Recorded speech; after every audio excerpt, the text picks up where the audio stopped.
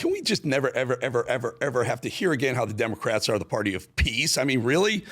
All they know is violence. And just weeks after Charlie Kirk's assassination, they've only doubled down. Meet Jolanda Jones, current Texas House Representative, not U.S. House of Representatives, but in the state of Texas, but running for a House seat for the state of Texas. Jazzy Jasmine Crockett comes to mind. What she says is absolutely insane, but what's even crazier than that is Aaron Burnett lets her say it completely unchecked. Listen. I'm from the hood, okay? So when a bully comes, like, if there are no rules, you literally have to figure it out. So Donald Trump has changed things, and people trying to do what's always been done is not going to work. And I think that's why Democrats are losing black people. That's why they're losing poor people, because poor people, all they want is for us to fight.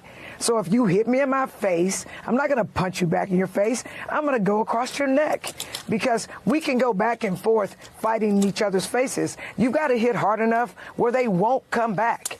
And so, yeah, for the same way I went to New York and spoke with Governor Kathy Hochul and said, if they're going to try to wipe us out in Texas, we need to wipe out every Republican in New York, in California, in Illinois. We got to hit them hard. We got to wipe them out. And Aaron Burnett just sits there like, That's violence talk. That's violence talk. You want that? You want that to be in the United States House of Representatives chamber? That woman sitting next to Jasmine Crockett with that hatred for everything that's Trump or on the right. I don't think we want that, folks. If Democrats are not busy inciting violence like her and Jazzy Jasmine Crockett, they're race baiting. Only a few plays in their handbook that they have left. Here's Sunny Hostin from The View just casually calling every white person who lives in her vicinity, well, must be all be racist. As a mother of black children, I know that black boys are not given the presumption of innocence and the presumption of youth. She's calling the police and saying they're trying to steal her car, and they're 11 years old. They don't know how to drive. And so for me, what was interesting was I have had to be in the position where I have gone to my local police department because I know my son is going to be training for the Junior Olympics, running around the neighborhood in an all-white neighborhood. And I have brought him to the police and said, he belongs to me. This is my son. Do not harass him. Do not stop him. So she was doing what so many black mothers do, and she was killed for protecting her child. It's just literally insane that if the shoe were on the other foot, if this was the View were all white people on there talking about your white kid not wanting to associate with black, I mean, the racism that the card they would be playing it, she can spew literally racist diatribe like that, and no one's going to call her on it. Well, we will. We'll call her. Hey, Sonny, you're a racist. How's that? You're a racist. Come get me. Talk to me. You are. You can't say stuff like that. You're generalizing. When you use skin color and generalize, that is the pure definition of racism. And that's exactly what you did, Sonny Hostin.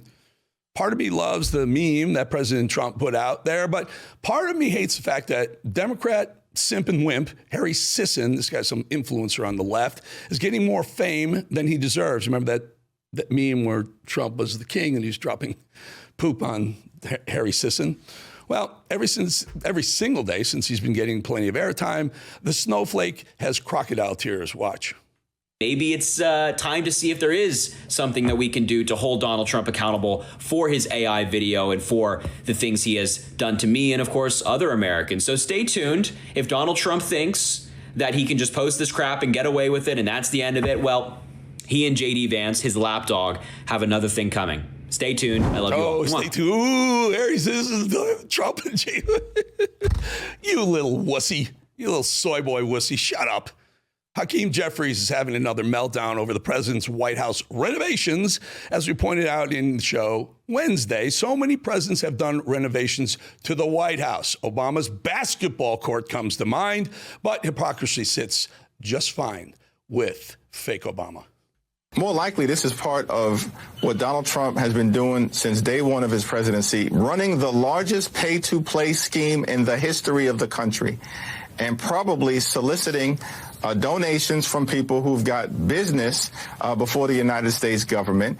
And all of this is going to have to be investigated. It will. All of this will have to be uncovered. It will. And these people are going to be held accountable, no matter how long it takes. No taxpayer money. None. These are all donations. Trump has it all paid for.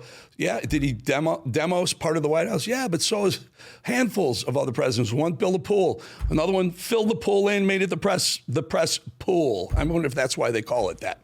Is there anything more unsettling than Zohran Mamdani's incessant smile? That smile. This guy eats at fancy restaurants around New York City, has multi-day golden weddings, and lives in a sprawling apartment, which is rent-controlled, by the way, while he calls for higher taxes and unlimited spending. Watch as Andrew Cuomo points out how inexperienced Mamdani is, and he smiles right through it. Look at that smile.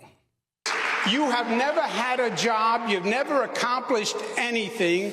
There's no reason to believe you have any merit or qualification for 8.5 million lives. You don't know how to run a government. You don't know how to handle an emergency. And you've literally never proposed a bill on anything that you're now talking about in your campaign. You had the worst attendance record in the assembly.